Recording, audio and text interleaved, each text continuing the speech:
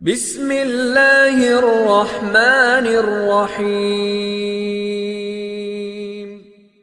معزز ناظرین و گرامی، السلام علیکم ورحمۃ اللہ وبرکاتہ۔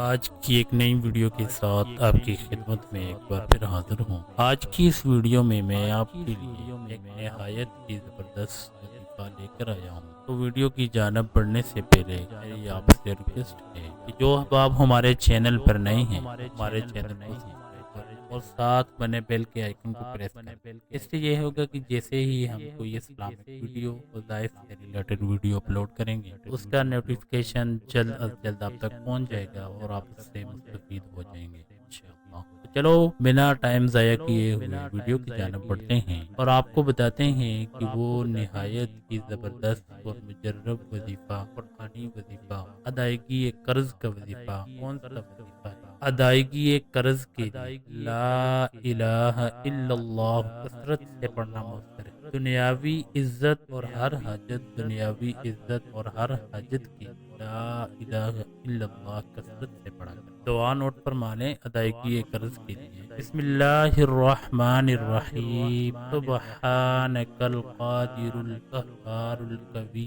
الکافی لا الہ الا یا حی یا قیوم یا ذا الجلال والاکرام لا حول ولا قوة الا باللہ العلی العظیم۔ دوبارہ نوٹ فرما لیں۔ بسم اللہ الرحمن الرحیم۔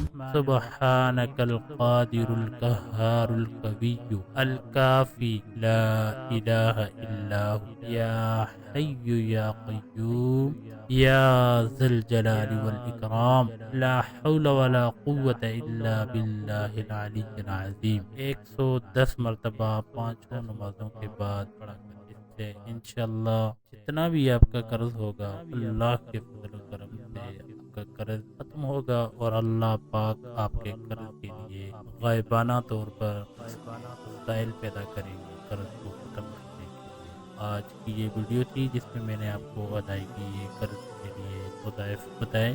امید کرتا ہوں کہ یہ ویڈیو آپ کو اچھی لگی ہوگی۔ اگر آپ کو اچھی لگی ہو تو اس کو لائک کریں اور کمنٹ سیکشن میں اپنی رائے کا اظہار ضرور کیجیے۔ اللہ حافظ، اپنا بہت بہت خیال رکھیے گا۔